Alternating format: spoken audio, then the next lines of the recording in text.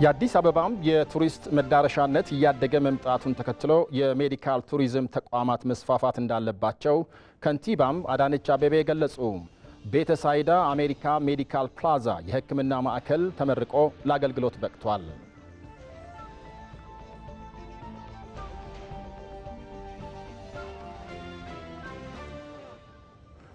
በማዕድን ዘርፍ ከሮያሊቲ ገቢ አሰባሰብና ለክልሎች የገቢ ትልልፍ ላይ ችግሮች መኖራቸውን የፌዴሬሽን ምክር ቤት ገለጸ።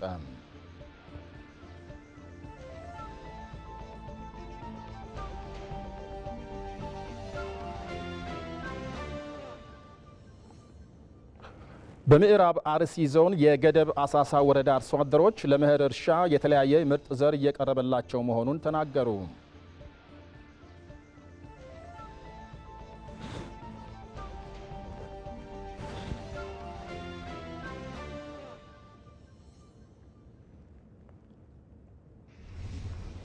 የእስራኤልና የኢራን የተኩስ ልውውጥ ዛሬም ተባብሶ ቀጥሏል። የየመኑ ሁቲ አማጺም በርካታ ሚሳኤሎች ወደ እስራኤል ማስወንጨፉን አስታውቋል።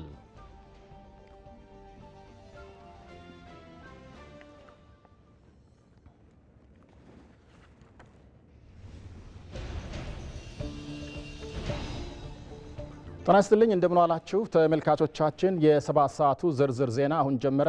በላይ በቀለ ነኝ። የአዲስ አበባ የቱሪስት መዳረሻነት እያደገ መምጣትን ተከትሎ የሜዲካል ቱሪዝም ተቋማት መስፋፋት እንዳለባቸው ከንቲባም አዳነች አቤቤ ገለጹ። በአዲስ አበባ ከተማ በ3.6 ቢሊዮን ብር የተገነባው ቤተሳይዳ አሜሪካ ሜዲካል ፕላዛ የሕክምና ማዕከል ተመርቆ ለአገልግሎት በቅቷል።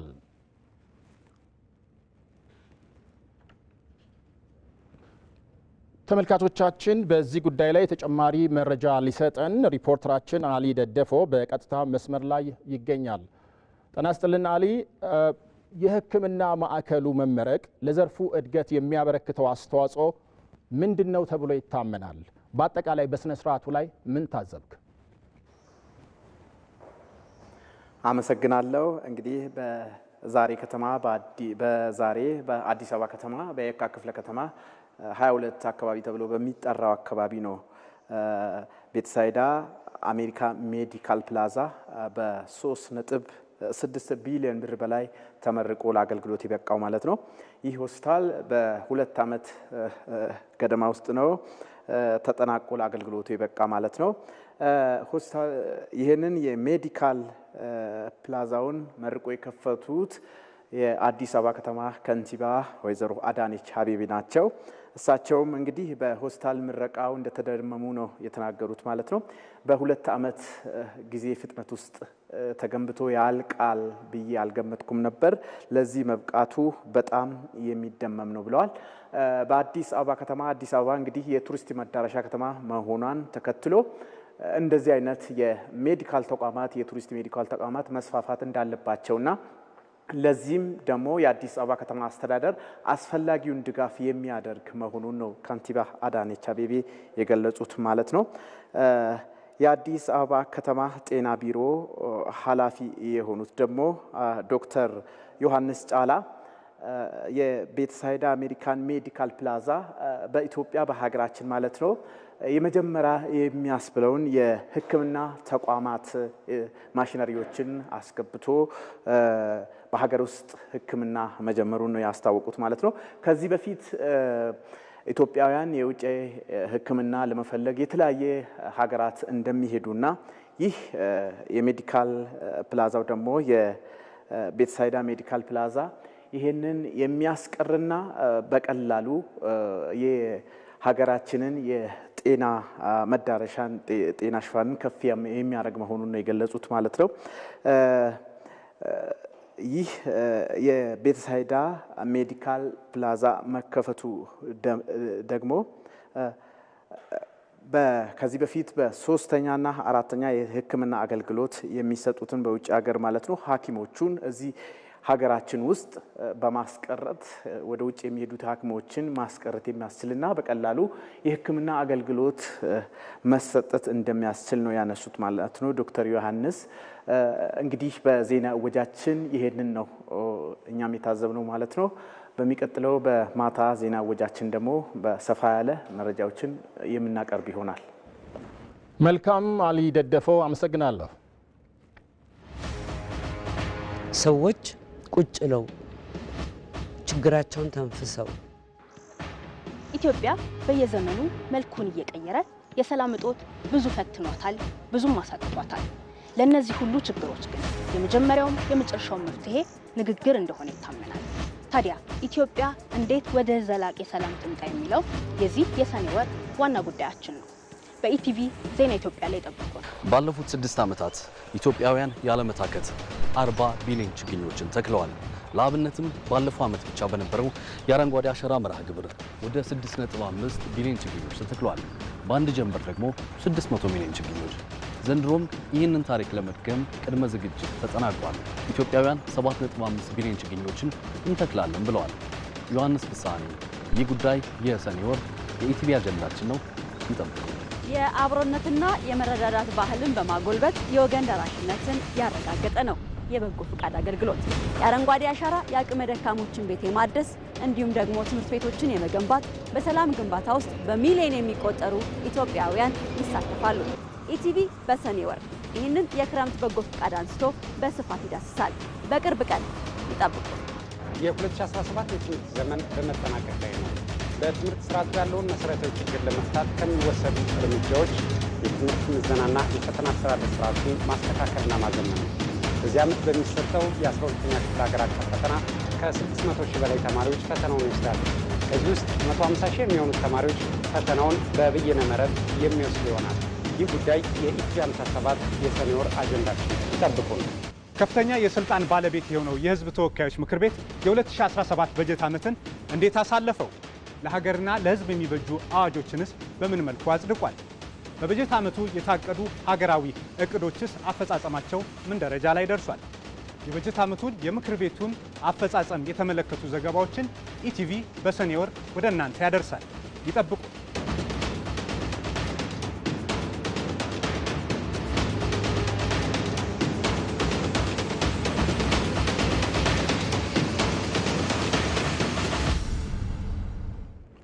በማዕድን ዘርፍ ከሮያልቲ ገቢ አሰባሰብና ከክልሎች ማለትም ለክልሎች የገቢ ትልልፍ ላይ ችግሮች መኖራቸውን የፌዴሬሽን ምክር ቤት ገለጸ። ክልሎች ከሚደርሳቸው የገቢ ድርሻ ለማዕድን አመንጭ አካባቢ መስጠት እንዳለባቸው ሕግ ቢኖርም የግንዛቤ ክፍተት እንዳለ ተመልክቷል። ለዝርዝሩ ሞላ ለማየሁ። የፌዴሬሽን ምክር ቤት በሕገ መንግስቱ መሰረት በፌዴራልና ክልሎች የጋራ ገቢዎች ክፍፍል ቀመር የመወሰንና አሰራሩን የመከታተል ስልጣን አለው። በዚሁ መነሻነት ምክር ቤቱ በ11 ክልሎችና 2 ከተማ አስተዳደሮች ያደረገው የጋራ ገቢዎች አስተዳደር የዳሰሳ ጥናት እንደሚያመለክተው የጋራ ገቢውን ከሚያስተላልፉ 2 ሚኒስቴር መስሪያ ቤቶች አንዱ በሆነው የማዕድን ሚኒስቴር የሮያልቲ ክፍያዎች አሰባሰብና ትልልፍ ላይ በርካታ ክፍተቶች አሉበት። አዲሱ የጋራ ገቢ ቀመር ከከፍተኛ ማዕድን አምራቾች የሚሰበሰብ ሮያልቲ ገቢ 50 በመቶ ገቢው ለመነጨበት ክልል፣ 25 በመቶ ለፌዴራል መንግስቱ እንዲሁም 25 በመቶ ገቢው ላልመነጨባቸው ክልሎች እንደሚከፋፈል ይጠቁማል። በ2015 እና 2016 ከሮያልቲ የሚሰበሰበው ገቢ እየቀነሰ መምጣቱን ጥናቱ ያመለክታል። ትሬንዱ ምን ይመስላል ብለን ስናየው በ2013 የነበረው አፈጻጸምና 2014 ያለው አፈጻጸም በጣም ከፍተኛ ነው። ጥሩ መሻሻል የታየበት ሁኔታን ያሳያል። 2015 ላይ መጠነኛ የመቀነስ ሁኔታ ነው ያሳየው። 2016 ላይ ደግሞ ከዛ በታች ትሬንዱ እየቀነሰ ነው ያለው። በማዕድን ሚኒስቴር የሮያልቲ ገቢ አስተዳደር በተመለከተ የመረጃ ክፍተትና አለመጣጣም፣ በገለልተኛ አካል ኦዲት አለማስደረግ እንዲሁም ከክልሎች ጋር የጋራ ፎረም አለማቋቋምና የመሳሰሉት ክፍተቶች መኖራቸውን ጥናቱ ይጠቁማል። በማዕድን ዘርፉ የተጀመረው ስራ ችግር ያለበት በሚኒስቴር መስሪያ ቤቱም በክልሎች በኩልም አብዛኛው ጊዜ ፎከስ የሚደረገው ላይሰንስ ማከፋፈል ላይ ስለሆነ ዋናው ስራ ይህንን ፍትሐዊነት የማረጋገጡ ስራ በደንብ ተገቢውን ትኩረት አላገኘም። ተገቢውን ትኩረት ማግኘት አለበት። ግልጽነት መፍጠር ያስፈልጋል። ሀብቱ ገና አልለማም። ከአሁኑ በኮንፊውዥን ከሄድን ጥፋት ስለሚያስከትል በደንብ ግልጽ ማድረግ ያስፈልጋል። በገቢ ክፍፍል ቀመሩ መሰረት ከማዕድን የሮያሊቲ ገበያ ምንጭ ተብለው የተለዩ 7 ክልሎች ካገኙት 438 ቢሊዮን 102 ሚሊዮን ብር ውስጥ 10 በመቶ ድርሻ ገቢው ለመነጨበት አካባቢ ማስተላለፍ ያለባቸው ቢሆንም በሰባቱ ክልሎች ይህን የሚያመላክት መረጃ አልተገኘም። 50% አምራች ከወሰደ 10%ቱን ለሎካል ገቨርንመንት ማስተላለፍ አለበት ተብሎ ቀመሩ ላይ የተቀመጠው ነው። ይሄ ብዙ ጠቀሜታ አለው።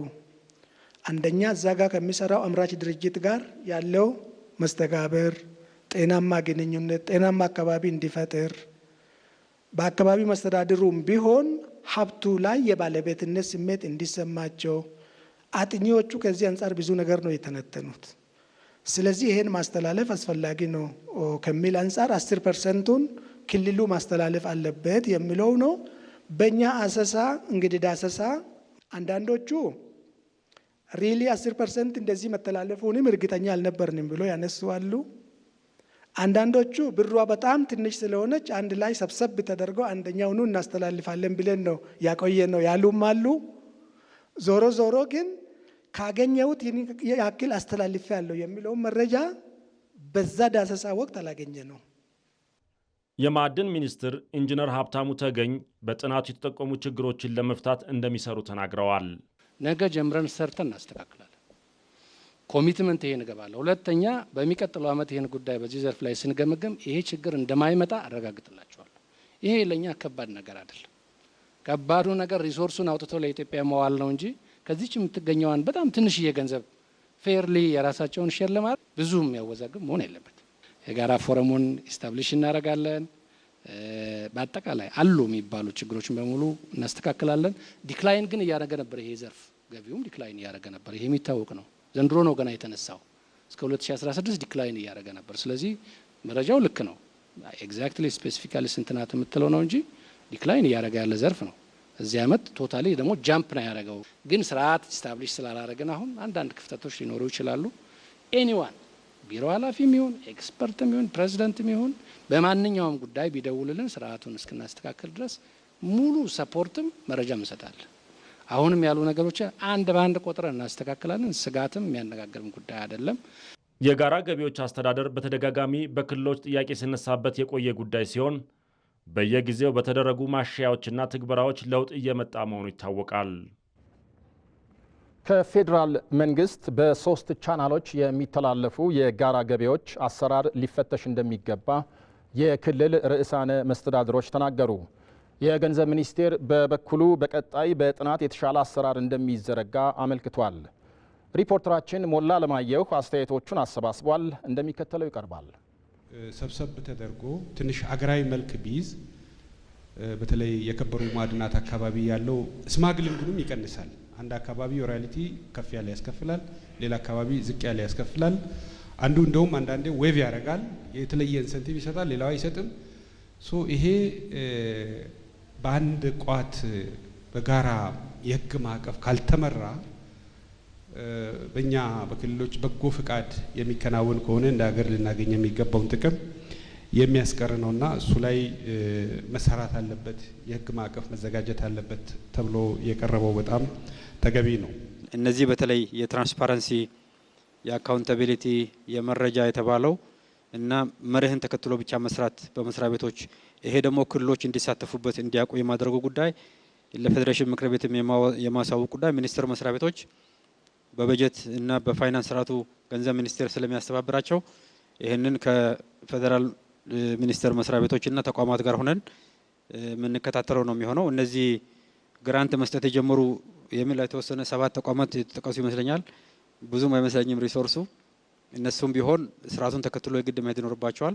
እኛም ኃላፊነቱን ወስደን ተከታትለን የምናርማቸው ነው የሚሆነው። ባለፉት 7 ዓመታት ከፍትሃዊ ልማት ተጠቃሚነት አንጻር የተሻለ ውጤት እንዳለ ነው እንደ መንግስት የምንገነዘበው። ይሄንን ግን ያሉብን ክፍተቶች የበለጠ አርመን የምንሄድ መሆኑን በደንብ ማየት ያስፈልጋል። አንዳንዶቹ በተለይ ቻናል 3 ላይ የሚሰሩት ማለት ነው። ስለ ቻናል 3 ነው እየገለጽኩ ያለሁት። እንደምታውቁት እነዚህ የልማት ወጫቸውና የአስተዳደራዊ ወጫቸው የተገደቡ ነው።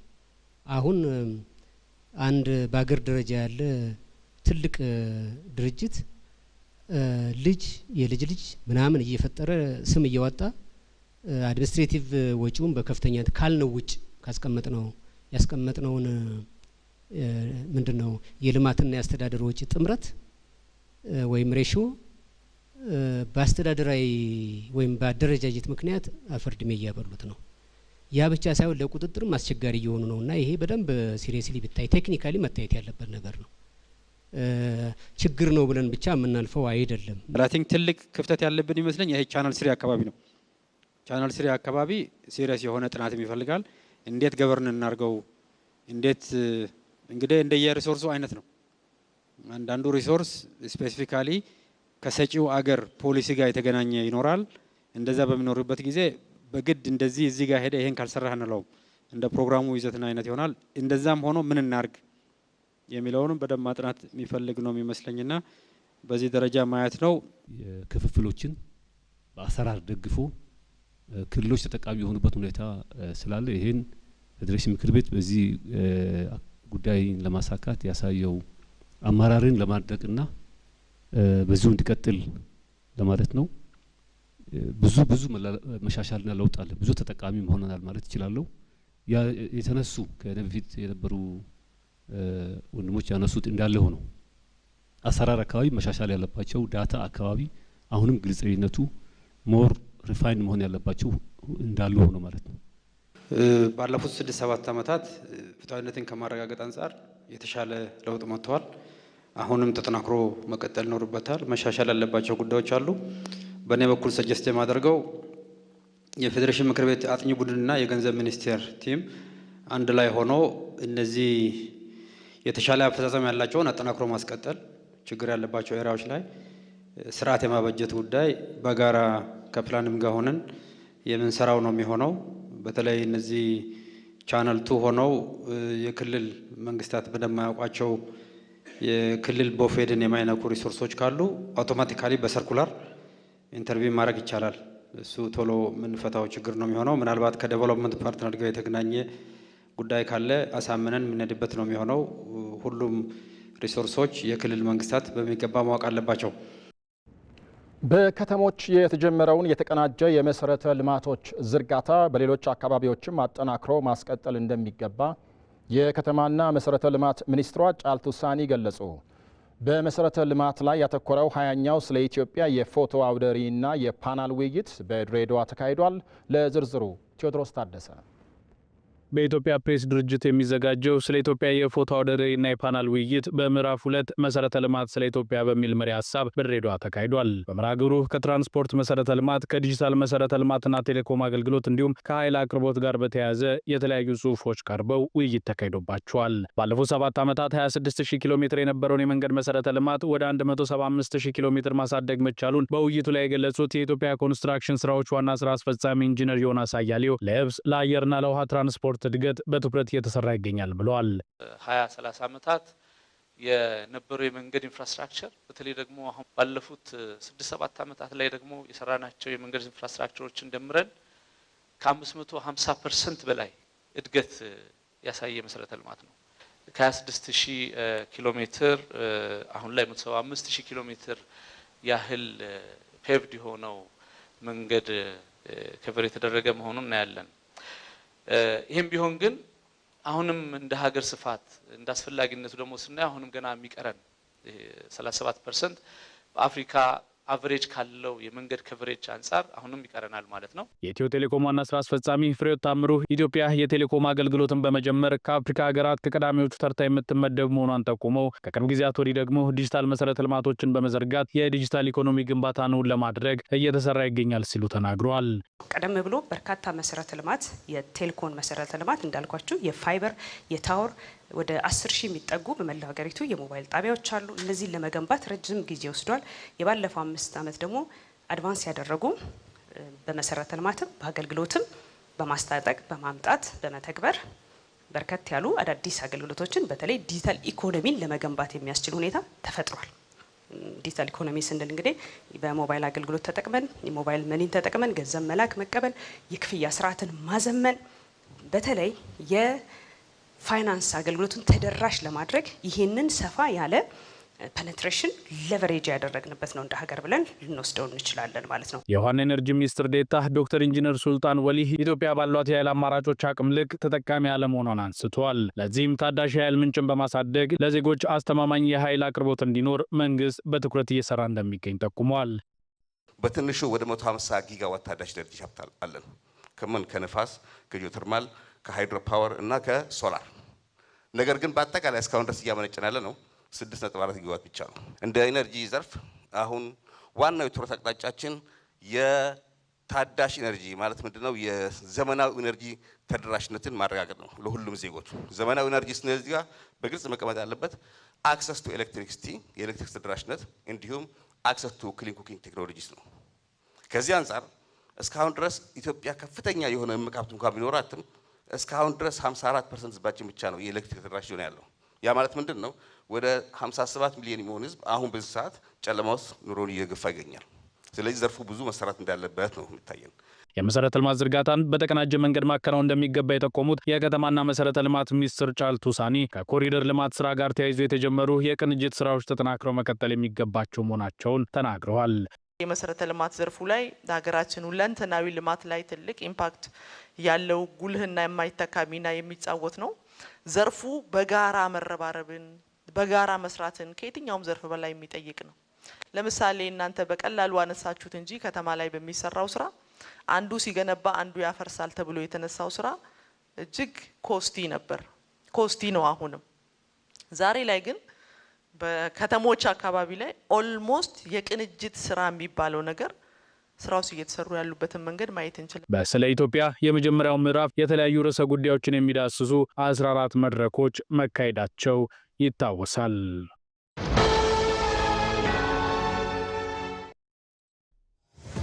የሚሰራ ሰው ጊዜ አይበቃውም። ስለዚህ ረጅሙን ጉዳይ በዘዴ ያሳጥረዋል። ወራዊ የአገልግሎት ክፍያዎቹን በቀላሉ ሲቢ ብር ፕላስ ያስታውሰዋል። ታታሪዋ ወጣት ቀኗ ይብቃቃላታል። የትምህርት ቤት ክፍያዋን ለመክፈል ሲቢ ብር ፕላስ ፍጥነት ያላብሳታል። የፈጠነ አንድ ጉድ በስራ የተጠመደው ያሳተና የኮንዶሚኒየም ብድር ክፍያውን የሚፈጽመው በሲቢ ብር ፕላስ ነው። ግብር ለመክፈል መውጣት መውረድ ቀረ። ይኸው ክፍያ ቀለለ። የትኛውንም ክፍያ ለመክፈል ካሉበት ሳይነሱ ካሰቡት ይድረሱ። የተሻሻለው የሲቢ ብር ፕላስ መተግበሪያ አዳዲስ ነገሮችን አካቶ ሕይወታችሁን ሊያቀል ካላችሁበት ደርሷል። ሲቢ ብር ባሉበት ሁሉ አለ። የኢትዮጵያ ንግድ ባንክ ሁሌም የሚተማመኑበት ባንክ። በምዕራብ አርሲ ዞን የገደብ አሳሳ ወረዳ አርሶ አደሮች ለመኸር እርሻ የተለያየ ምርጥ ዘር እየቀረበላቸው መሆኑን ተናገሩ። የኦሮሚያ ምርጥ ዘር ድርጅት በበኩሉ የአርሶ አደሩን የምርጥ ዘር ፍላጎት ለማሟላት በትኩረት እየሰራ መሆኑን ገልጿል። ይድነቃቸው ሰማው አዘጋጅቶታል። አስማረ ብርሃኑ ያቀርበዋል። በኦሮሚያ ክልል ምዕራብ አርሲ ዞን ገደብ አሳሳ ወረዳ ነዋሪ የሆኑት አርሶ አደር ከድር ዋቆ በአካባቢው በሚገኝ የግብርና ግብዓት አቅርቦት ማዕከል የስንዴ ምርጥ ዘር ግብይት እያከናወኑ ነው። ምርጥ ዘር በወቅቱ መቅረቡም ለስራቸው ምቹ ሁኔታን ይፈጥራል ሲሉም ተናግረዋል። ስንዴ ቀርበዋል። ሌሎችም ለዘር ለአረም የሚሆኑ ግብዓት እየቀረበ ነው። በጣም ቆንጆ ነው። ከሌላው ከምርጥ ዘር ስናገናኘው ይሄ እጅግ በጣም ጥሩ ነው። አንደኛ በወቅቱ ይመጣል። ሁለተኛ ደግሞ ዋጋው ያ ልዩነት አለው። ይሄ ዋጋ አነስ ይላል። ለገበሬ በጣም ነው የሚጠቅመው። በጣም ቆንጆ ነው ዋጋው መቀነስ። ሌላው የአካባቢው አርሶ አደር አህመድ ገዳም በበኩላቸው የምርጥ ዘር ተጠቃሚ በመሆናቸው ምርታቸው እንዲጨምር አስችሏል ሲሉ ገልጸዋል።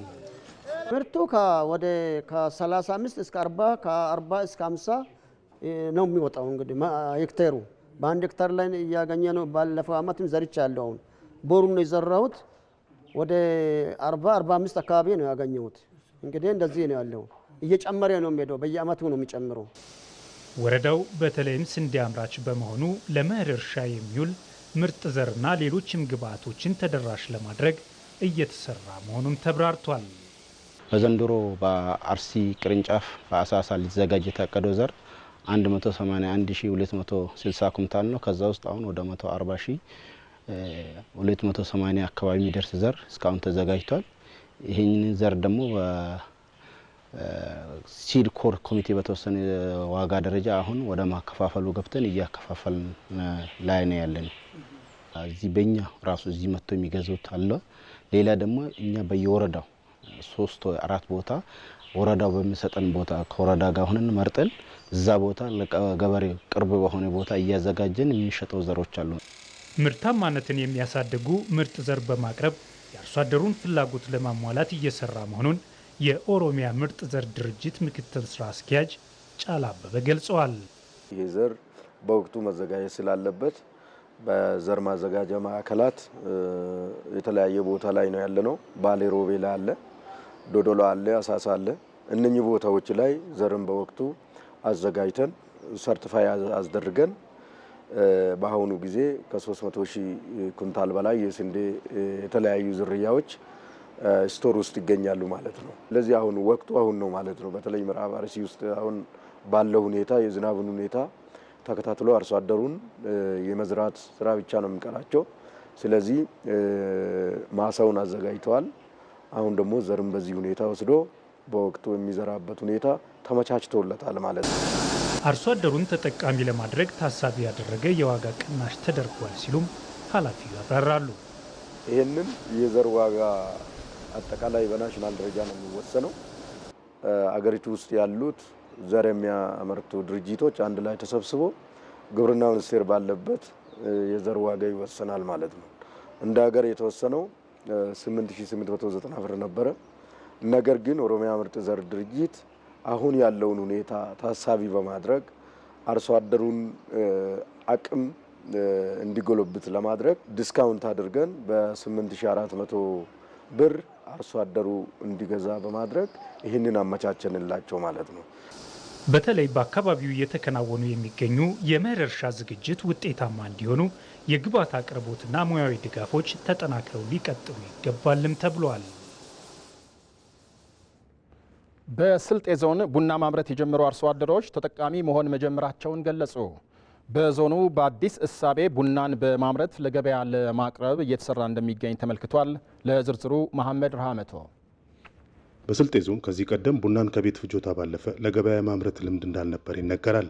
ከለውጡ ወዲህ ግን በአካባቢው ያሉ ጸጋዎችን በመጠቀም ቡናን የማምረት ስራ ተጀምሯል። ኢቲቪ ያናገራቸው የምስራቅ ስልጤ ወረዳ አርሶ አደሮች ቡናን በማምረት ተጠቃሚ መሆን መጀመራቸውን ይገልጻሉ። ቡና ልማት ሰርተናል፣ በሱም ተጠቃሚ ሆነናል። በአንደኛ ዙር እስከ 10 ኩንታል አንስተናል። እሱን ሽጠናል፣ ወደ ገበያ ቀርበናል። ድሮ ያው ከጋሮ 10 ፍሬ 20 ፍሬ ምናምን ነው የሚተክል፣ በጥማት ምናምን የሚተክል ሰው አልነበረም ድሮ። አሁን ነው የተጀመረው። ያው መትከል ምናምን እስከ አመት 10 ኩንታል ምናምን እናመርታለን በአመት። ለገበያ ያቀርባል ነው፣ ለቤትም እንጠቀማለን። ምርታማነቱ አሪፍ ነው።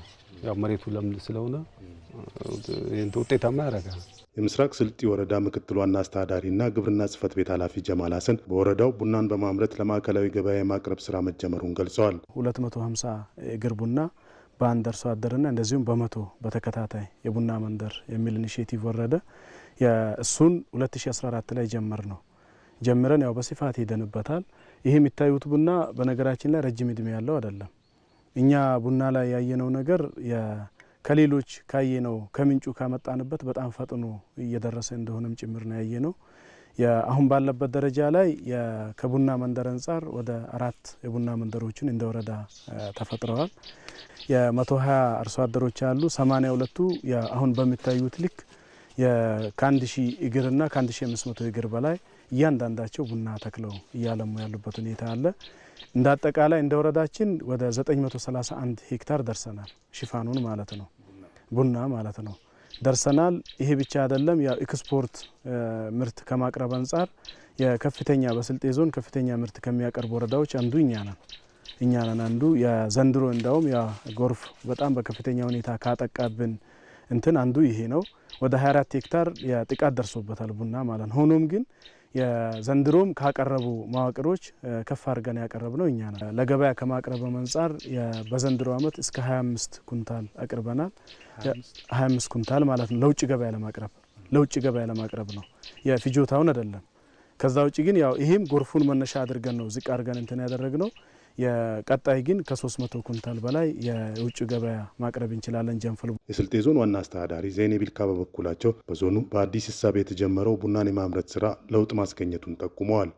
በተለይ ከ2011 ጀምሮ አርሶ አደሮችን ባለሙያዎችን የመሳልጠን ስራዎች ትኩረት ተሰጥቶት ለውጡን ተከትሎ በተሰሩ ስራዎች በከፍተኛ ሁኔታ መነቃቃት ተፈጥሯል።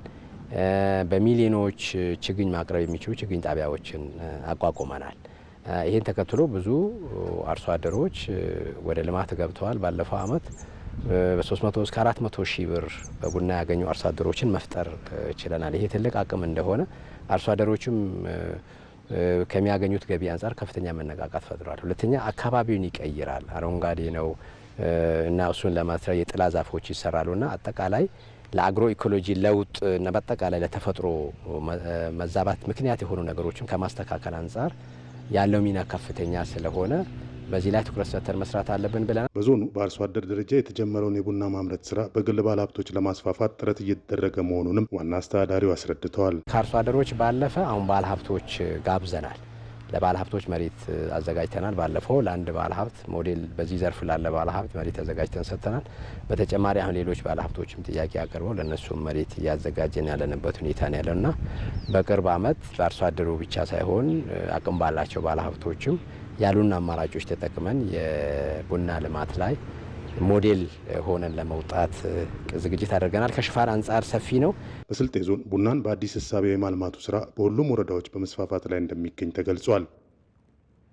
ስራ ፈጣሪ ወጣቶች ስራዎቻቸውን ለህዝብ ለማድረስ ማህበራዊ መገናኛ ብዙሃንን ሲጠቀሙ ይስተዋላል።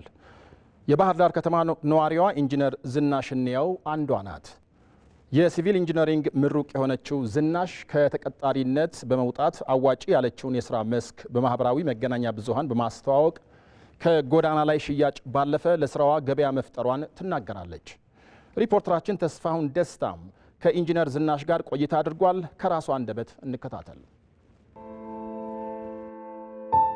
ስሜ ዝናሽ እንየው ይባላል። የባህር ዳር ነዋሪ ሲሆን የተመረኩት ባህር ዳር ዩኒቨርሲቲ በሲቪል ኢንጂነሪንግ ወይም ደግሞ ላንድ አድሚኒስትሬሽን ሰርቬይንግ ነው። እንጀራ በጨው ዳጣ ሚጥሚጣ። አሁን ሰዓት ላይ እየሰራሁት ያለሁት የተለያዩ ስራዎችን ነው።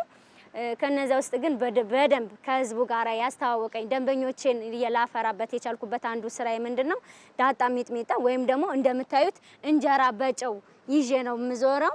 እንጀራ በጨው ዳጣ ሚጥሚጣ አዘጋጃለሁ። የራሴ ባልተና ነው። ዳጣውን ከመተማ ነው የማስመጣው። ሰናፍጩና ሚጥሚጣው ደግሞ የራሴ ነውና እንጀራ በጨው ይዤ ዞራለሁ። እንደምታዩት ይሄ እንጀራ በጨው ነው።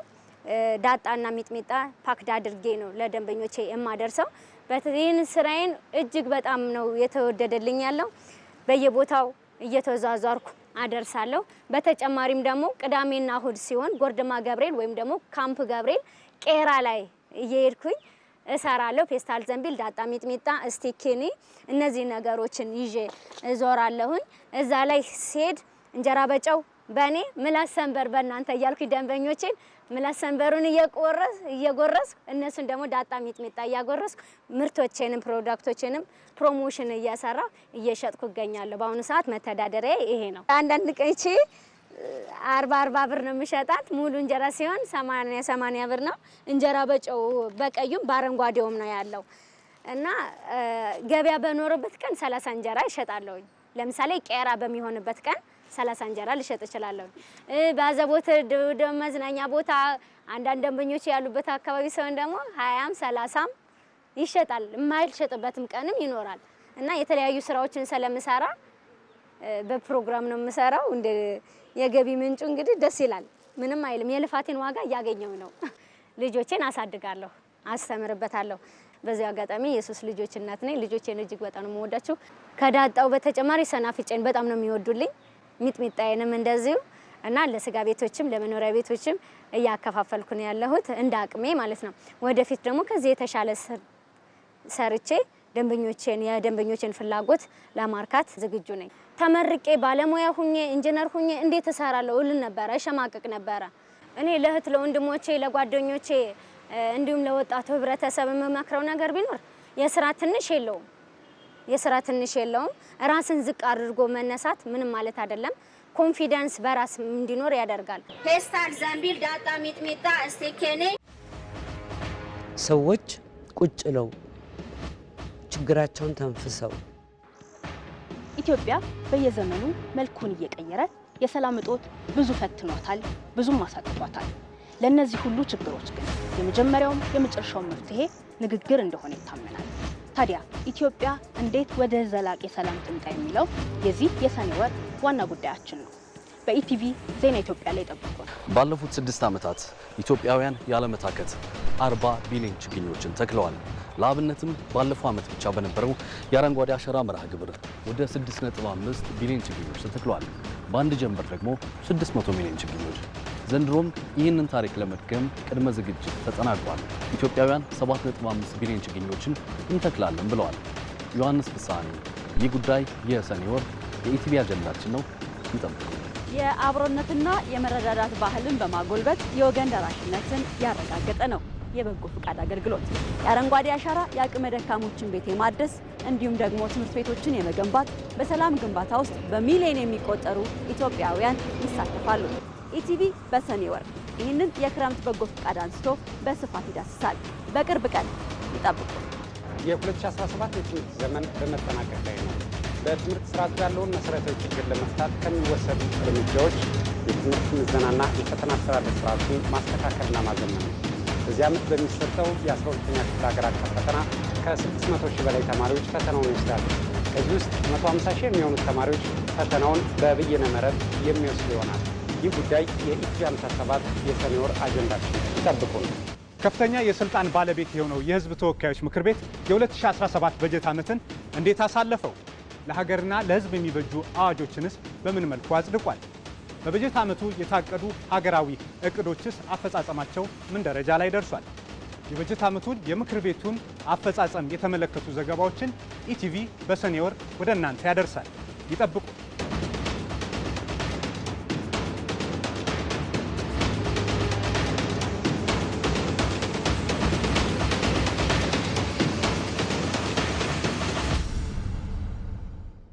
ወደ ውጭ ዜና እናልፋለን።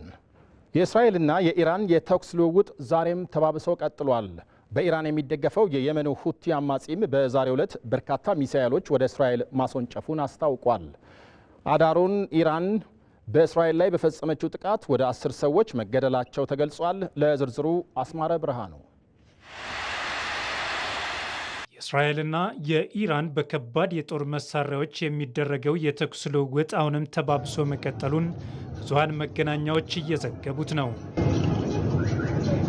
ባለፈው አርብ እስራኤል በኢራን ላይ ጥቃት መፈጸሟን ተከትሎ ኢራን በወሰደችው የአጸፋ ተኩስ በእስራኤል ወደ 10 ሰዎች መገደላቸው ታውቋል። ይህም በሁለቱም ወገን እየተከሰተ ያለውን የሰው ሕይወት ህልፈትና የንብረት ጉዳት እያባባሰው ይገኛል። ባለፉት ቀናት ሁለቱ ሀገራት ባደረጓቸው የተኩስ ልውውጦች የተከሰቱትን ውድመቶች ዓለም አቀፍ ብዙሃን መገናኛዎች በአሃዛዊ መረጃዎች አስደግፈው በማውጣት የትላንቱ ጥቃት እስካሁን ከተደረጉት የከፋ እንደሆነ እየገለጹ ይገኛሉ። እንደ እስራኤል የአደጋ ጊዜ አገልግሎት መረጃ ኢራን እስከ ዛሬ እሁድ በእስራኤል ላይ በፈጸመችው የሚሳኤል ጥቃት ሕፃናትም የሚገኙበት 10 ሰዎች ሲገደሉ ወደ 200 ሰዎች ክፉኛ ቆስለዋል። ዛሬ ማለዳ በኢየሩሳሌምና ቴል አቪቭ እስራኤል ላይ ከየትኛውም አቅጣጫ ጥቃት ሲፈጸም አምልጡ የሚል የማስጠንቀቂያ ደወሎች ድምፅ አሰምተዋል። ይህም በሀገሪቱ ከተሞች ሁሉ ሽብርና ውጥረትን ፈጥሯል ስትል እስራኤል አስታውቃለች። በተባበሩት መንግስታት የኢራን አምባሳደር እንደገለጹት ደግሞ እስራኤል በኢራን ላይ ለመጀመሪያ ጊዜ በፈጸመችው ጥቃት ብቻ 78 ሰዎች ሲገደሉ 320 ሰዎች የከፋ አደጋ ደርሶባቸዋል። 7 ድሮኖች ግዛቷን አልፈው ጥቃት ሊፈጽሙ ሲሞክሩ ማክሸፏንም እስራኤል አስታውቃለች። በኢራን እንደሚደገፍ የሚነገርለት የየመኑ የሁቲ አማጺ ቡድንም በዛሬው ዕለት በርካታ ሚሳኤሎችን ወደ እስራኤል ማስወንጨፉን አስታውቋል። የኢራን የውጭ ጉዳይ ሚኒስትር አባስ አራዋቺ እስራኤል በጥቃቷ የኢራንን የኒውክሌር ቦታ ኢላማ በማድረግ ቀይ መስመርን አልፋለች ብለዋል። እስራኤል በኒውክሌር ጉዳይ ከማንም ጋር ለመደራደር ፈቃደኛ አይደለችም፣ የኒውክሌር ስምምነቶችንም አታከብርም ነው ያሉት የውጭ ጉዳይ ሚኒስትሩ። ይህ እየተባባሰ የመጣውን የሁለቱን ሀገራት ግጭት በአፋጣኝ እንዲያቆሙ ሌሎች ሀገራት እያስጠነቀቁ ነው።